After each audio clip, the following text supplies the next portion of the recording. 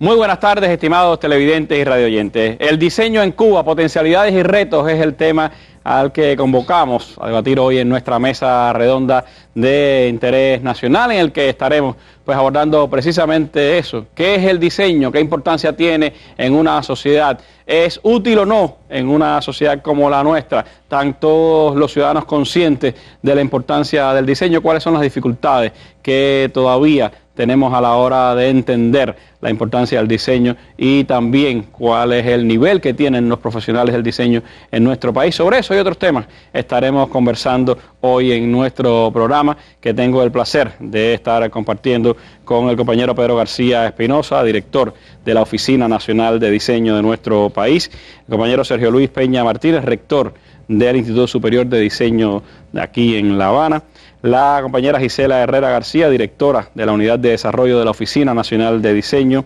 y el compañero Eviel Ramos Pérez, director de Imagen y Comunicación del Instituto Superior de Diseño, ISTI. Con ellos cuatro estaremos conversando y un poco acercándonos a un tema que nos parece importantísimo a la hora de entender los avances que debe tener nuestra sociedad y también nuestra economía. Así que los invito a que estén con nosotros los próximos 55 minutos de programa.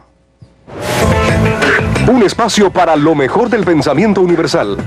Porque ele está em búsqueda de um sentido, uma nova consciência, uma alteração de su estado. La razón por la que hemos sobrevivido durante tanto tiempo es que ha habido fuerzas y luchas populares a nivel mundial en contra de las estructuras de poder. El peligro hoy no es solamente la concentración de los medios, que es realmente al orden del día, es que se repita al nivel del conocimiento de los saberes esta misma estructura monopólica.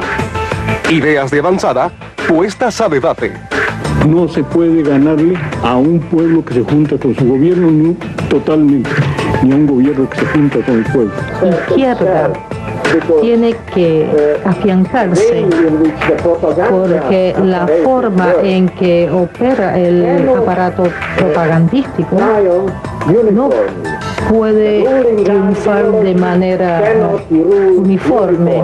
Vamos a necesitar que los gobiernos apoyen este avance en el sentido de la institucionalización de la CELAC para que no quede simplemente como un foro en donde los presidentes se reúnen una vez al año y luego de eso no pasa más nada.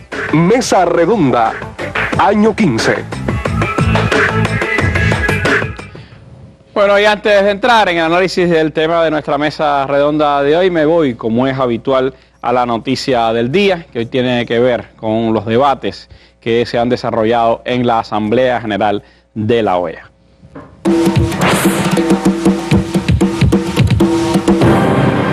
Venezuela reitera su solidaridad con la isla antillana a través de su embajador permanente ante el organismo, Roy Chatterton, quien aseguró que la inclusión de Cuba en este tipo de reuniones ya no puede evitarse. Latinoamericano, que ya es suficiente de precondiciones y vetos a la República de Cuba, que es la hora de completar la universalización de estas cumbres. Soberanía. Por su parte, el embajador de Bolivia, Diego Pari, expresó que de excluir en la próxima cumbre de las Américas a Cuba, Bolivia también se sentirá excluida. Que mi país considera que sin la presencia de Cuba no podrá haber una cumbre de las Américas. Por tanto, consideramos imprescindible la participación de este hermano país. Si Cuba es excluida, también nos consideraremos excluidos de la próxima cumbre de las Américas. El canciller de Argentina, Héctor Timerman, aseguró que Cuba está dispuesto a participar en la cumbre de las Américas, pero sin condiciones. Y la Argentina apoya esa posición de que Cuba participe de la cumbre de las Américas sin condicionalidades, como todos nosotros, porque nadie se sometería en este momento a un examen o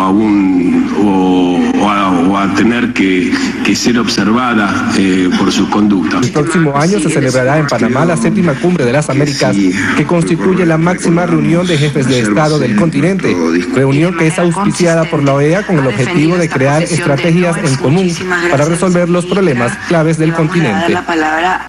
Bueno, así lo reflejaba Telesur. La agencia de noticias Prensa Latina estaba reportando hoy el aislamiento de Estados Unidos con el tema Cuba ahí en esa reunión de la OEA. Según Prensa Latina, Estados Unidos quedó hoy aislado por los países latinoamericanos y caribeños que reclamaron en la plenaria matutina de la Asamblea de la OEA la participación de Cuba en la próxima Cumbre de las Américas. Un desfile casi interminable de intervenciones de los representantes de los estados de la región rechazaron los planteamientos de la delegación norteamericana que intentaba evitar o condicionar que la isla antillana esté presente en el evento a desarrollarse en abril del próximo año. Después de leer apresuradamente sus objeciones, la representante permanente de Washington en la OEA, Carmen Lomellín, solo apoyada tímidamente por Canadá, debió soportar la reacción contraria de la gran mayoría de las misiones presentes. Latinoamericanos y caribeños reclamaron una invitación incondicional a Cuba para la mencionada cumbre y buena parte de ellos advirtieron que sus países no asistirán a Panamá, sede de la reunión, si no está presente a pleno derecho la delegación cubana. La impugnación de los planteamientos excluyentes de Estados Unidos se inició con la intervención de Ecuador, seguido por Venezuela, Argentina, Brasil, Bolivia, Santa Lucía, San Vicente y las Granadinas, Uruguay, México, Dominica y Trinidad Tobago. Una segunda tanda de rechazos a la pretensión de la diplomática estadounidense la protagonizaron Barbados, Colombia, El Salvador, Paraguay y Perú, contándose también con una posición favorable a la asistencia cubana a la próxima cumbre y que incluyó pues la intervención también de Panamá, país sede de ese próximo evento. La víspera, la representante de Estados Unidos, la subsecretaria de Estado, Heifer Higginbotham, había dicho a Prensa Latina que se opondrían a la invitación a Cuba, pero la realidad de hoy sepultó las esperanzas anticubanas de Estados Unidos, mayoritario rechazo a la posición norteamericana en una reunión de la cumbre de la OEA, en esta reunión de la Asamblea General de la OEA, no la cumbre, la Asamblea General de la OEA, una expresión concreta de los tiempos que han cambiado en América Latina y el aislamiento de Estados Unidos en su política hacia esta región. Nuestra noticia del día, con ella comenzamos y nos acercamos ya al tema del diseño en Cuba, sus potencialidades y sus retos.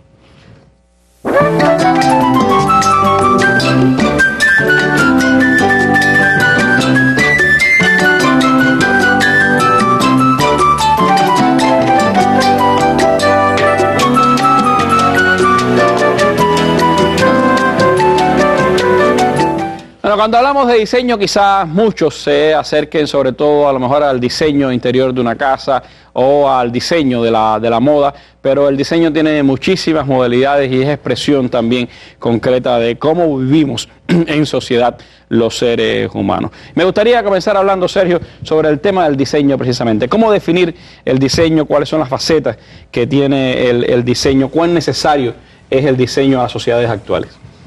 A ver, Randy, primero que todo, muchas gracias por darnos esta oportunidad de alguna manera hacer llegar el mensaje de diseño a toda la gente buena que ve la mesa redonda, ¿no? Y al país en general. Creo que el diseño es consustancial a la actividad humana. En realidad, desde que el hombre sintió la primera necesidad de hacer algo, ya apareció el diseño. Es una actividad muy antigua, sin embargo, como profesión, es muy reciente. Es una profesión reciente, es una profesión joven, de principios del siglo pasado. Y en Cuba, más reciente todavía, los años 80 con la fundación de la ONDI, en el 84 con la creación del Instituto Superior, es que con el esfuerzo de la revolución se crean estas instituciones y el diseño empieza a coger auge a nivel del país. Pero el diseño como profesión realmente se ocupa de esa necesidad que hay de planificar, de prever lo que va a ser producido, lo que va a ser fabricado. Y cuando se entiende por producido y fabricado no solamente un proceso en una industria, sino también en la televisión, en los medios, en las nuevas esferas de actuación que hay hoy día, el ámbito digital, y va desde un cartel, desde una identificación personal, desde una identidad de una empresa, desde un logotipo, una marca, una etiqueta, hasta un mobiliario, un espacio, un equipo médico, un universo muy grande de objetos que nos rodean, con los cuales convivimos. Bien lo decías al inicio, es consustancial a la actividad humana y a la vida que uno tiene todos los días, a la cultura material que nos rodea. Todos esos productos hay que diseñarlos, hay que prever su ejecución, hay que anticipar la manera en que ellos se van a comportar con las personas, cómo ellos van a operar, cómo ellos van a ser usados, cómo van a ser aceptados por la población, con qué materiales, con qué recursos, con qué procesos productivos. Esa es la complejidad que tiene la actividad de diseño.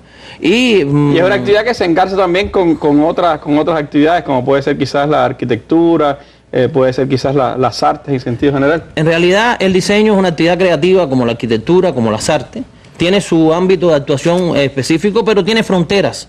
Porque en este mundo donde uno está de alguna manera articulado, el espacio se articula con la propia estructura arquitectónica, el ambiente cuando uno está recreado por obras artísticas, por acciones de comunicación, todo el mundo audiovisual es una mezcla de creación artística con intención comunicativa, y el diseño realmente es una actividad multidisciplinar. Yo creo que vale aclarar ese tema. Los diseñadores no trabajamos solos, los diseñadores trabajamos en contexto, en colectivo, con equipos de profesionales que van desde la ingeniería hasta las propias artes plásticas y las otras expresiones como la arquitectura, como la medicina. No va a diseñar un equipo médico, necesita tener un equipo de médicos, electrónicos, tecnólogos que sepan sobre plásticos, sobre procesos informáticos. Hay un universo muy grande de actuación y de interacción de la profesión. Pero el diseñador es clave en el sentido que él de alguna manera hace converger todos sus intereses en una solución que es lo que va finalmente a tener en la mano el usuario. De tal manera va siendo clave que ya es difícil entender, a pesar de que, como decías, es una profesión bastante reciente, es difícil entender el desarrollo material, productivo de las sociedades sin verlo desde el ámbito del diseño. Muchas veces incluso la gente se acerca más a un producto o a un servicio por el diseño que tiene que por la calidad del contenido. En realidad la cultura material de la humanidad ha sido, incluso en los estudios antropológicos, lo que ha dado realmente información de cómo vivía la gente y cuál nivel ha alcanzado cada sociedad. Las sociedades se conocen por los objetos que han encontrado de ellas. Cuando usted ve cómo vivían los que nos antecedieron, uno muchas veces hace esas valoraciones a partir del contexto material con que él estaba, qué casas tenía, qué vasijas usaba, qué herramientas construyó. Las eras de evolución de la humanidad se marcaron en su principio por el nivel que alcanzó la humanidad del manejo de determinados diseños o manejo de determinados materiales. Fíjese hasta qué nivel. Sin embargo, hoy día la gente también es evaluada, eso no ha cambiado, hoy día la gente es evaluada por los productos que usa, por los objetos que le rodean.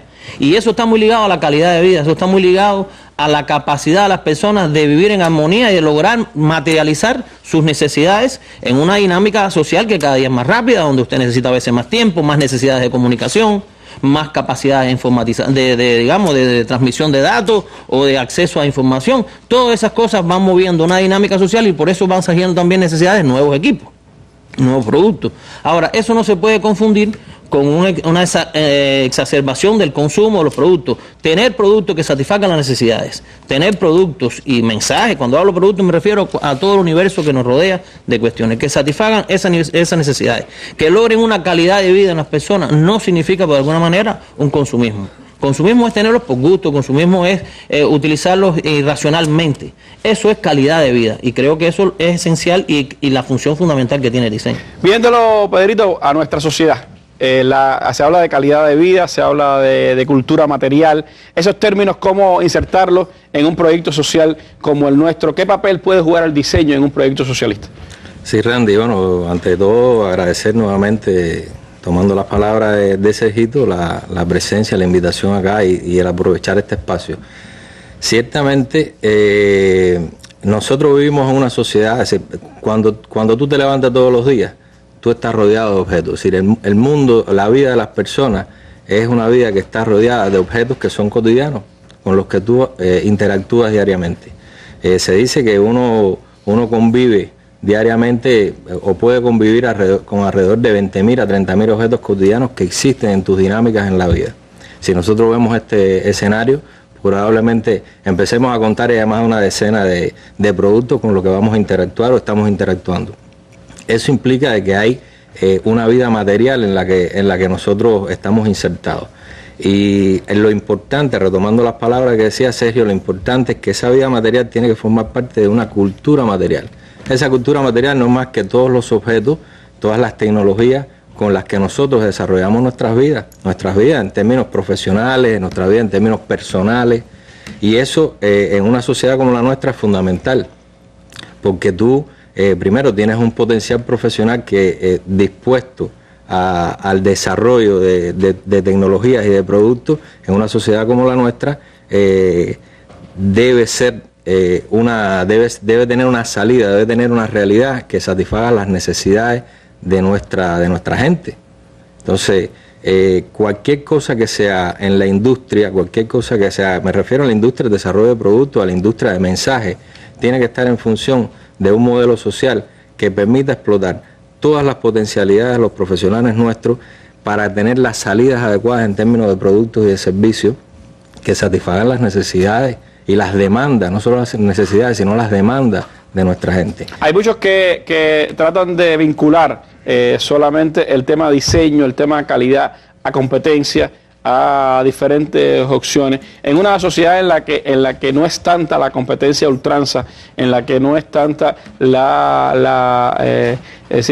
diversidad de opciones o obsolescencia rápida de los productos. ¿Cómo entonces el diseño puede actuar para que la calidad de vida de las personas aumente, para que no importa haya competencia o no, el producto sea de calidad? Exacto. El tema no debe enfocarse desde el punto de vista de la necesidad de consumir, sino la necesidad de satisfacer tus deseos y las problemáticas que tú tienes.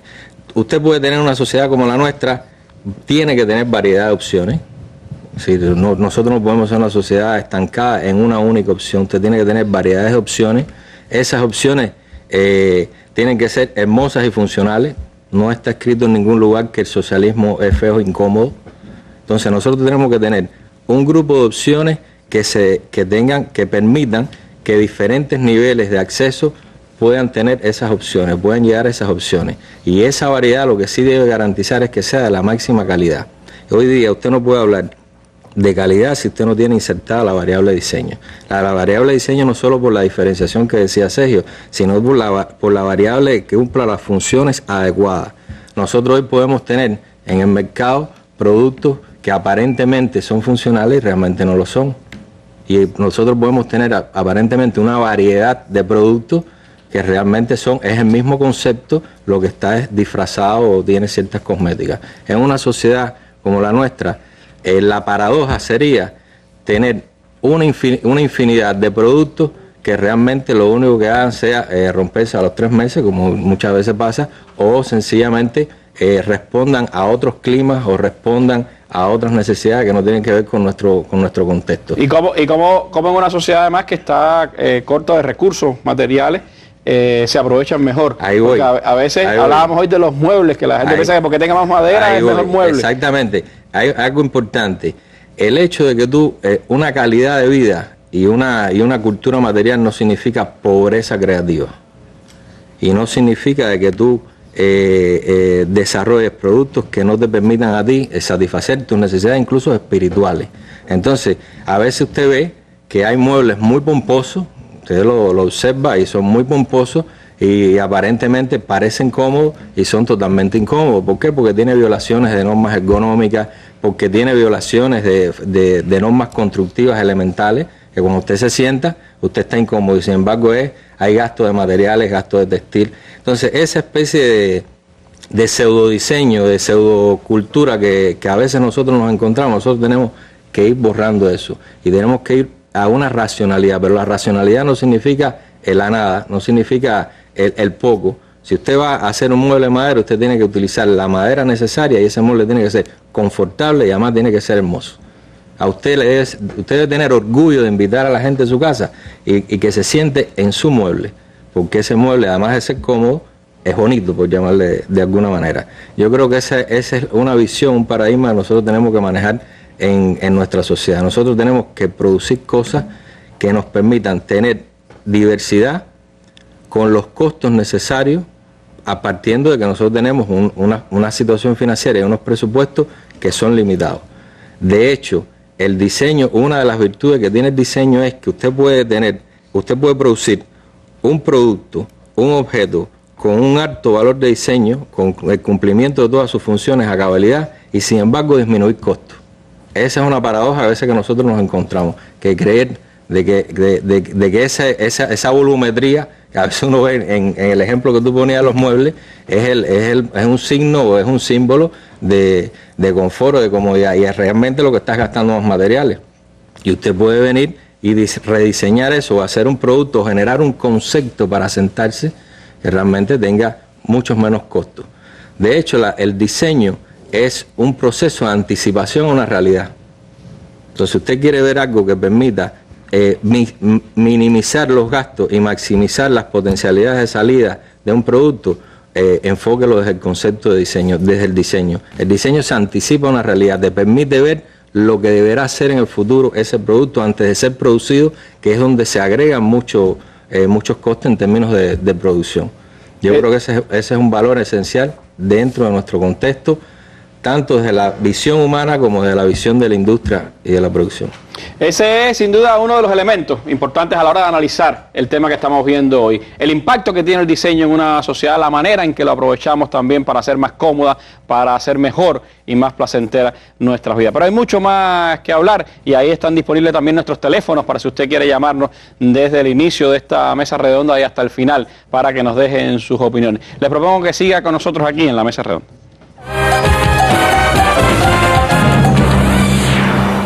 Bueno, diseño como calidad de vida, diseño como cultura material, diseño como necesidad de las sociedades. Para la nuestra, como decía Pedro, pues es imprescindible también si queremos hablar de satisfacción de las necesidades crecientes de una población. Pero ¿qué pasa en nuestra sociedad, Gisela? ¿Por qué no se expresa el diseño en todo su esplendor? ¿Por qué vamos de ejemplos tan buenos como puede ser lo que le aporta el diseño a las diferentes marcas de Habano o lo que le aporta a la Habana Club a encontrarnos con cosas a veces horrorosas dentro del mercado? ¿Por qué no se aprovecha, en tu opinión, todo el potencial que tenemos los profesionales que se han formado? Bueno, yo también voy a agradecer por la oportunidad de compartir estas ideas, que además yo creo que al gremio y a la comunidad del diseño, tanto los profesionales, los que se están formando, como los que ya hoy día entienden el valor de la profesión, que cada vez son más las empresas, cada vez son más las instituciones. Comentábamos en la mañana un grupo de ideas felices que hay, y yo no diría que el estado del arte en este minuto sea negativo absolutamente. Sergio y Pedro han colocado ideas que yo creo que ayudan a conducir el análisis. El diseño existe, está. Yo creo que estamos en mejores condiciones que años atrás porque hay una masa crítica de profesionales ejerciéndolo y haciendo la actividad de manera bastante coherente, y a lo mejor lo que está haciendo mucha falta es acelerar esos procesos de anticipación también que Pedro colocaba, no solo desde el diseño como profesión, es un poco la receptividad y la manera en que se realizan los encargos de diseño. Y por otro lado, pensar cada vez más en mirar el diseño como la insoslayable herramienta económica que supone, que es, de hecho, en la visión de gestión estratégica que debe haber desde las organizaciones de que encarga. Yo creo que en las formas no estatales ahora hay una ventana bastante abierta a todo esto que estábamos colocando, de manera que de a poco las dinámicas que se establezcan entre nosotros los profesionales del diseño y los receptores del diseño, que al fin y al cabo es la sociedad en general, como mis colegas han comentado, son las que se tienen que dar de manera articulada. Es decir, la posibilidad de ejercerlo y hacerlo lo mejor posible es una responsabilidad del profesional. Y luego, de la otra parte, un receptor capaz de elegir, de saber lo que tiene que hacer, y por otro lado dedicarle, yo creo que hay un componente económico que sí tiene que ver. El diseño por error se asocia mucho a los poderes adquisitivos, a un costo y no una inversión, como también comentábamos de alguna manera, y ocurre todo lo contrario. Es una herramienta importantísima para ahorrar económicamente hablando. Si tú me dices mi valoración, yo creo que estamos asistiendo a un momento, a una oportunidad importante en que el país, con todo lo que abre el tema de la inversión, de los nuevos escenarios donde la economía se está moviendo, la propia industria en transformación que estamos llevando a cabo, van a ser sin duda plataformas para que el diseño se abra mucho más espacio, con la valía de que lo hace y además con la necesidad de que lo encarga. Muchas veces, por ejemplo, uno se da cuenta que los mejores productos del país están asociados a un buen diseño. Los productos exportables más importantes de la nación, como algunos de los que mostrábamos ahora mismo, están vinculados a un buen diseño. Los mejores negocios que uno ve del sector no estatal también de alguna manera están vinculados a un adecuado diseño. Por lo tanto, es una potencialidad que el país y que nuestras empresas y nuestros ciudadanos deben explotar, aún más en función del desarrollo de esos propios negocios, ¿no? Que de manera acelerada, yo creo que debe ocurrir un proceso de aceleración. Yo diría que hay que empujar eso. De hecho, la oficina del ISDI en su función formativa maneja eso como paradigma fundamental. Es decir, yo creo que el tema de poder ver en el diseño la posibilidad de impulsar intereses económicos y desarrollos propios de la sociedad en cualquiera de los sectores de la economía, la cultura, el deporte, todo, porque al final el diseño está en todas partes, eso es una realidad. Eso no es un problema de que uno lo vea así desde el amor de la profesión. Yo creo que yo te lo explicaba en la mañana, es decir, que yo me tome un vaso de agua y que no se me vierte el agua de manera incorrecta, ahí hay la labor de un diseñador detrás. Que yo logre entender un mensaje de comunicación de un modo más expedito, que suponga que está hecho con las herramientas visuales para que yo entienda rápido de a poco el mensaje y no me demore, y además sea bello, como decía Pedro, eso también no hay posibilidad de demorarlo, hay que apurarlo, porque al fin y al cabo hay que entregarle a la sociedad para justamente adquirir la calidad de vida que decimos, potenciarla, llegar a una cultura material como la que merecemos como país, además por la valía del sistema que tenemos, que yo creo que es una oportunidad que no tienen otras sociedades, que sí, donde prima el tema es el tema de que la gente consuma. Yo creo que nosotros estamos en condiciones de hacer incluso un diseño mejor que otros contextos, sin para nada compararnos. Yo creo que al final es la manera en que de alguna manera todos vemos la profesión y el ejercicio es la misma. Yo creo que de eso Cuba está urgida, hay voluntad para hacerlo, me parece, hay una masa de profesionales que están en disposición de hacerlo, y yo creo que de a poco se va observando, es decir, ya no son solo los productos estos punteros, que no voy a mencionar nombres para no entrar en comparaciones, pero nosotros tenemos que llegar a un estado en que los productos, en su gran mayoría, tengan esa calidad, tengan esas buenas prestaciones y tengan ese buen nivel de asimilación por la población. ¿Por qué, Biel, tú crees que nos pase eso? Es decir, teniendo tan buenos profesionales del diseño, conociendo la calidad de la preparación que tienen en el Instituto Superior de Diseño, los jóvenes que allí se forman, ¿por qué no podemos encontrar a veces cosas tan feas como puede ser el envoltorio de los jabones que se venden de manera liberada, u otros tipos de diseño en los que no se aprovecha bien la materia prima con la que contamos? Sí, bueno, buenas noches, no voy a repetirme yo con el agradecimiento, es obvio. Sí, porque lo principal que está pasando o que sucede es que no somos capaces, o los empresarios, las personas que se dedican a la producción, como se ha dicho por los que me han antecedido, de cualquier producto que sea diseñado, no visualizan el diseño como parte del proceso productivo, como parte del proceso de conceptualización de ese producto que se va a diseñar, al diseñador como parte de ese equipo que al final va a producir. Muchas veces se busca el diseñador a último momento, cuando ya hay que sacar el producto al mercado para que lo ponga bonito, para que lo ponga bello, para que le dé la cosmética. Y como bueno, bien han dicho anteriormente, el diseño va más atrás. Es decir, el diseño tiene que ser parte desde el inicio mismo de la producción. Ponía el ejemplo de los jabones. Muchas veces a lo mejor te encuentras el envoltorio de un jabón que tiene un derroche de colores que entonces además no combinan entre ellos, que se pierde con rosado, y se pierde la legibilidad, no hay contraste dentro del mismo envoltorio, entonces ni se ve la marca, ni se ve las prestaciones del producto. Pero igual puede pasar, por ejemplo, con envases de plástico, que por nuestras mismas realidades puede ser el mismo tipo de envase, pero somos incapaces de darnos cuenta que quizás cambiándole simplemente el color de la tapa podemos empezarlo a hacer diferente, que combine con, por ejemplo, las etiquetas, que las etiquetas además respondan a transmitirle al que lo va a consumir un poco la idea y lo que se va a encontrar, la calidad del producto que va a encontrar dentro. Muchas veces nuestras etiquetas, al contrario, lo que te hacen es que tú tengas hasta rechazo del producto porque no te transmite, si es un alimento, por ejemplo, el bienestar que vas a sentir con él. O, por ejemplo, se nos puede dar que productos de aseo y productos de limpieza estén envasados en el mismo frasco, con el mismo color, y no seamos capaces, por ejemplo, con el diseño, de diferenciarlo para que el consumidor sea capaz de darse cuenta que, aunque esté en el mismo tipo de envase, en el mismo contenedor, son productos diferentes, son productos que son de uso diferente, y así hace que el consumidor se involucre de alguna manera más con la receptividad que está. Hay dos factores que a mí me saltan a la luz y que me gustaría escuchar tu percepción. Uno, ¿cuánto puede influir el nivel cultural del empresario y su percepción estética a la hora de decidir por un diseño? Y segundo, ¿cuánto puede estar influyendo el intrusismo profesional? Gente que no son diseñadores y terminan haciendo los diseños de productos o de su envoltorio.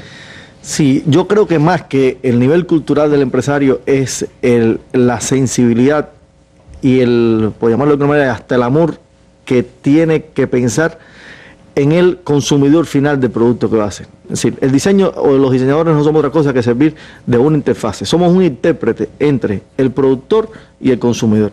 Hacemos que la idea que tiene el productor ya se traduzca de alguna manera para que sea mejor asimilada por el que la va a consumir. Entonces, si el productor es capaz de ponerse en el lado del consumidor, entenderá muchas veces por qué hace falta incorporarle diseño a los productos.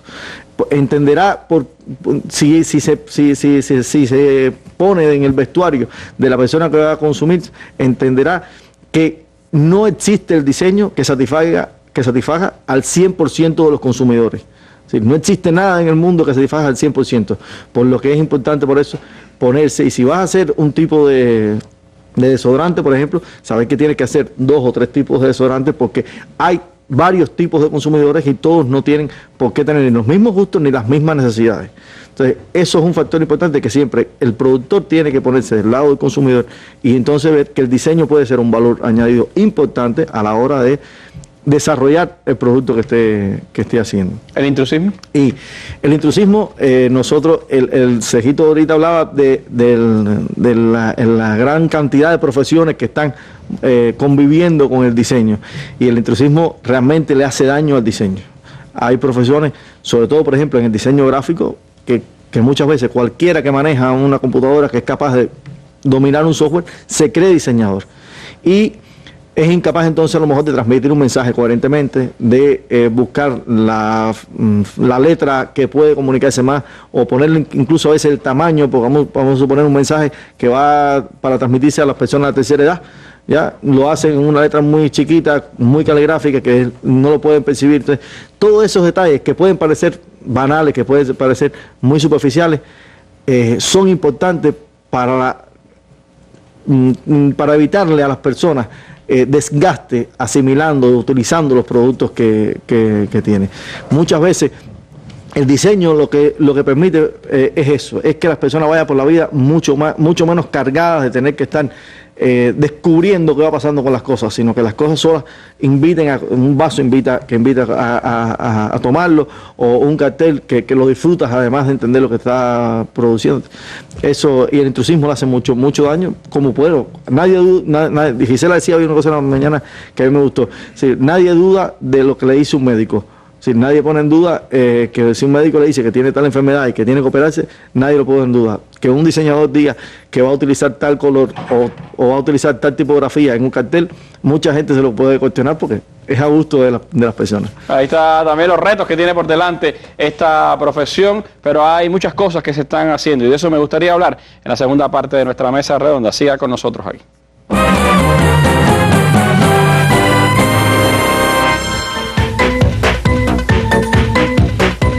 Este viernes, foro debate y mesa redonda sobre el diseño en Cuba, potencialidades y retos. Para ampliar la información y responder a opiniones e interrogantes de la población, este jueves entre 10 y 12 de la mañana se desarrollará un foro debate sobre el diseño en Cuba, potencialidades y retos en el sitio web Cuba Debate, www.cubadebate.cu. Y a las 7 de la noche la mesa redonda dará continuidad a este importante tema a través de Cubavisión, Cubavisión Internacional y Radio Habana, Cuba. Acompáñanos.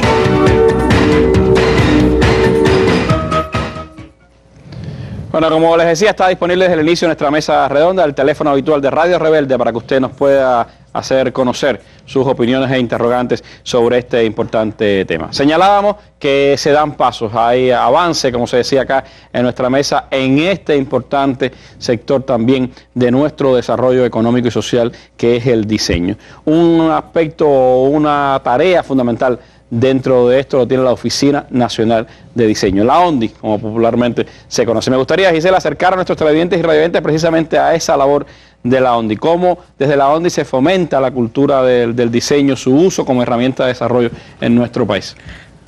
Sí, a mí te comentaba en la mañana que a mí me gusta más decir que ya la oficina en sus 35 años que estamos por cumplir, vamos más de mesías del diseño que de hacedores del diseño, ¿no? Y eso lo decimos con mucho orgullo porque tiene que ver con un caudal de conocimientos acumulados, de experiencias, ¿por qué no?, retos logrados también. Yo creo que si bien el diseño es susceptible de mejoras y de mayores potencialidades, sí hay una tradición de diseño, sí hay una presencia del diseño en la vida del cubano promedio, que lo que se trata es de, justamente con las funciones que la oficina y otras organizaciones con las que interactuamos tienen dentro de su día a día, pues nada, potenciar cada vez más la actividad para las mejoras estas que habíamos comentado y para todo lo que supone económicamente el diseño como herramienta. La oficina tiene varias funciones ejecutivas y estatales y las lleva a cabo a través de 4 áreas claves, sin, por supuesto, desconocer las otras que son tan sustantivas porque al final son soporte y son las que permiten el resto de las labores. Pero fundamentalmente tenemos la dirección de evaluación del diseño, que en estos momentos está justamente robusteciendo de una manera bastante importante en los últimos 2 años el Sistema Nacional de Evaluación, que está por ya justamente terminar su marco regulatorio, su plataforma legislativa, porque supone al fin y al cabo llegar a tener normas incluso para poder evaluar cada vez con mayor profundidad y con mucho más legitimidad la profesión, por las mismas cosas que bien colocaba, porque a partir de la subjetividad del diseño y los juicios que graban en él, pues es mucho más cómodo y además es mucho más legítimo tener cosas ya que robustecen los juicios y los criterios que de alguna manera, teniendo que ver con la evaluación del hombre por el medio, pues pueden pecar a veces de menos entendidos, no voy a decir de injustos. Eso lo hace la Dirección de Evaluación a partir de un grupo de expertos, es decir, de especialistas que no solo somos diseñadores, hay diseñadores de comunicación visual, diseñadores industriales, hay ingenieros industriales, hay arquitectos, es decir, hay un grupo de personas que tienen que ver con la evaluación del diseño, donde no solo es la especialidad del diseño la que se tiene en cuenta. ¿Por qué? Porque hay que hacer análisis económicos, hay que ver cuánto se le dedica al diseño ahí donde se hace en términos de economía, porque al fin y al cabo supone inversiones para llevarlo a cabo, y mientras más justas y mientras mejor tomadas las decisiones en términos de los dineros, pues no es lo que debe grabar la cosa, pero la ayuda. Por otro lado, a partir de la experticia de esos grupos se logra llegar a las instituciones, a los niveles, a los organismos esenciales del Estado y otras instituciones, y allí donde es posible potenciarlo, insertar el diseño, pues se conduce a través de estos análisis y deja unas suertes de tarea luego para posibles desarrollos en otras de las áreas de la oficina. En otra área de la oficina, que es la promoción, pues ocurre todo el tema de dar a conocer a través de eventos, a través de los premios nacionales de diseño. Que se acabaron de entregar hace poco. Recién entregados, también se entrega el premio a la obra de la vida, que generalmente, es decir, fundamentalmente se le da a diseñadores con una vasta trayectoria en el campo del diseño, y se dan encuentros también teóricos, encuentros internacionales, semanas del diseño, donde además los estudiantes también tienen una presencia, porque al fin y al cabo forman parte de esta masa de la que hablamos. Está el área de desarrollo, que lleva a cabo una de las funciones ejecutivas de la oficina, que tiene diseñadores industriales e informacionales de comunicación visual, y damos respuesta desde allí a demandas importantes del Estado, de organizaciones, instituciones, y por otro lado, en paralelo desarrolla líneas de investigación. A partir de lo que la propia actividad de evaluación detecta, pues allí podemos hacer propuestas concretas a la industria, inserciones, tareas de gestión, y eso se lleva desde ahí. Está el área, un área importante de la oficina, que es la dirección del registro, que a finales del año pasado tuvo la luz ya el Registro Nacional de Diseñadores, cosa que nos tiene muy contentos porque esto de alguna manera ha permitido un ordenamiento de la profesión. ¿Qué le aporta ese registro de diseñadores? Bueno, el registro en gran medida es una importante y actualizada base de datos que nos ha permitido entender y saber lo que está haciendo la gran masa de profesionales graduados y de profesiones afines que antes que existiera la formación ya académicamente hablando lo venían haciendo. Es decir, diseño en Cuba hace mucho tiempo, mucho antes que surgieran nuestras dos organizaciones que de alguna manera conducen los temas. Y los diseñadores están insertados tanto en la gestión estatal como en las otras formas no productivas del país. Claro. Y esto nos ha permitido saber cuántos tenemos que están haciendo e incluso identificar las potencialidades de cada uno, como Sergio y Evier colocaban, cada vez es más interdisciplinario el trabajo. Ya es muy poco el diseñador que trabaja de modo aislado, trabajamos en equipos con otros profesionales incluso que están en las fronteras con el diseño, otros saberes hacer, y esto ha permitido tener un amarre de todas estas cosas. Eso fundamentalmente. Y por otro lado también ha permitido de alguna manera a una escala importante bajarle el perfil a ese intrusismo del que tanto nos quejamos, porque por fin es que hace daño, lo estábamos viendo. Eso básicamente es lo que hacen estas 4 áreas que, como te decía, están calzadas luego por las direcciones económicas, por la logística y por otras tantas más. Tiene una función a la vez de directiva, pero también gestiona a su vez ese propio trabajo de los diseñadores. ¿Cómo no? Unen esas dos características. Se unen las dos características. Ahora, hablabas de un tema que me parece importante, Pedro, y es el tema industrial. Cuando uno palpa el desarrollo de la comunicación, del diseño en Cuba, lo ve más en la parte visual, en la parte de comunicacional, y uno lo nota menos en la parte industrial. El hecho de que la ONDI haya pasado a ser ahora una oficina del Ministerio de Industria, ¿cuánto le aporta al desarrollo de esa área del diseño industrial y cuánto se puede hacer en función de que los empresarios, de que la gente que está vinculada a estos temas entiendan más la importancia del diseño? Mira, yo creo que ese ha sido tal vez uno de los sucesos más importantes para la oficina en su tiempo de existencia. No solo por los beneficios que puede haberle reportado, yo creo que es, ante todo, porque entramos en un campo, es decir, entramos en un gran sector que unifica, digamos, varias ramas dentro de los sectores que existían tradicionalmente, tanto de la sideromecánica como de la llamada industria ligera, como de la industria electrónica y la propia química, por ejemplo. Se hablaba del tema de envases, etcétera. Yo creo que ese es un espacio que hay que abordar, porque un espacio que pudiéramos decir que tiene un nivel de virginidad bastante grande. Y es un momento trascendental, porque es un momento donde los cambios que se están produciendo en la economía te están exigiendo una ofensiva hacia las exportaciones de los productos cubanos, y al mismo tiempo están exigiendo una ofensiva en la limitación, es decir, en la adquisición de productos, en las importaciones.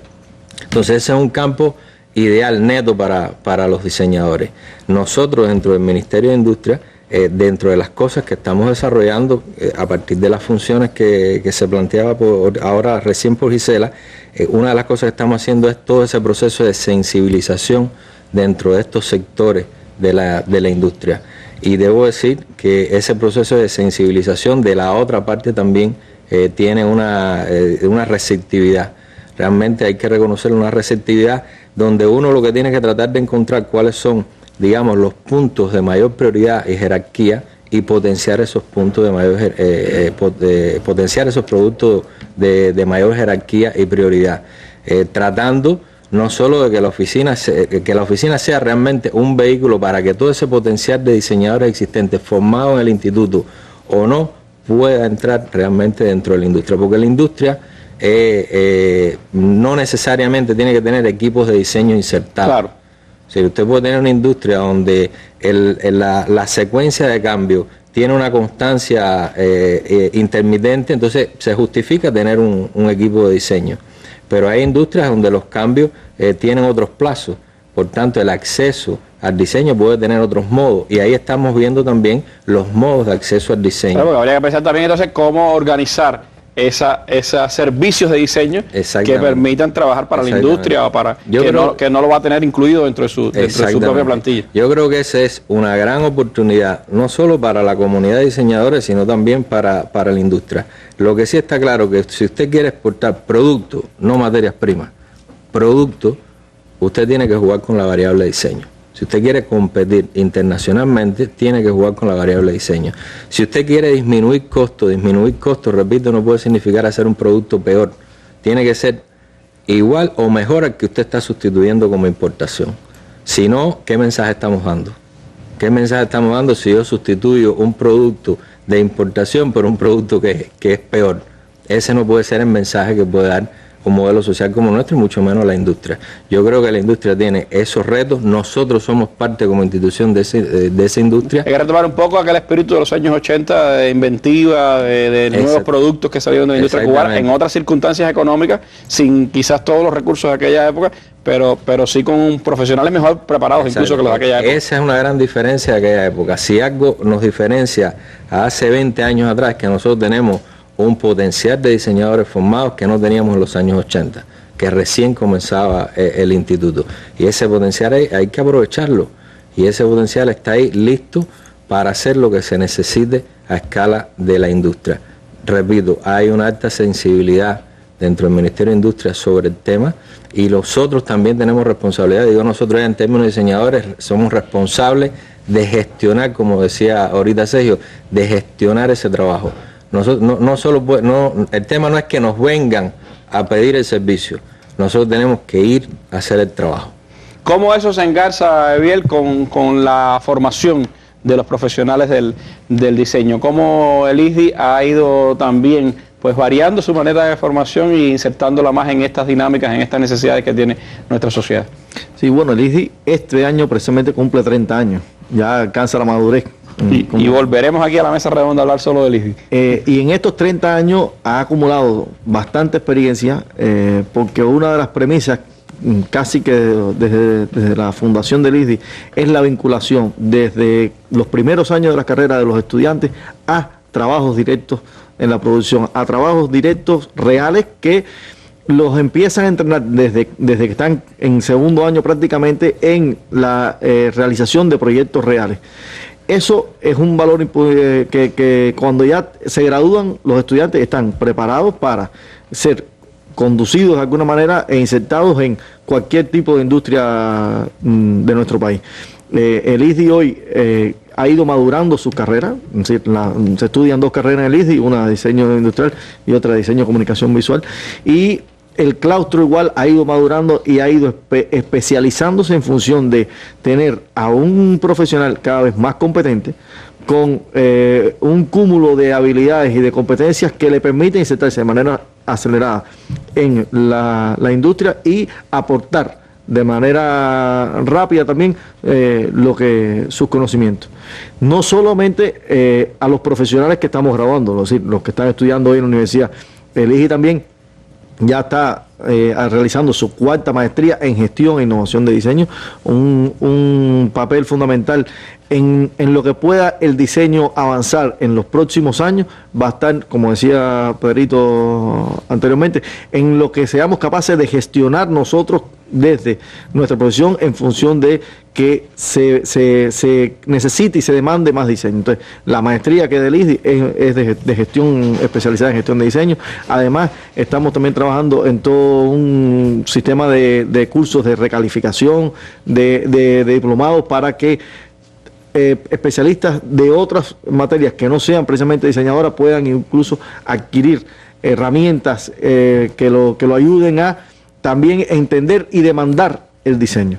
El ISDI, como te decía, ya va alcanzando una mayoría de edad, y esa mayoría de edad la está reflejando en la formación de los graduados y también de los que están en pregrado y de los graduados con esas otras elementos de formación que está realizando. Elementos suficientes para celebrar con alegría los 30 años en octubre, ¿no? Del Instituto Superior de Diseño. Tengo que decir además que por suerte también, como parte de ese ejercicio que hacen los estudiantes del ISDI, hay pues 2 equipos de muchachos de 5º año que están haciendo su tesis de grado. Va a ser el rediseño gráfico y también escenográfico de nuestra mesa redonda por los 15 años que vamos a cumplir en diciembre, y ahí han estado trabajando esforzadamente esos muchachos y también sus profesores. Ahora, Sergio, ese nivel de profesionales que se ha ido creando, esa dinámica que ustedes le han imprimido a la formación del profesional del diseño en el ISDI, no siempre se ve, como decíamos, en la calle, en la industria, en los lugares.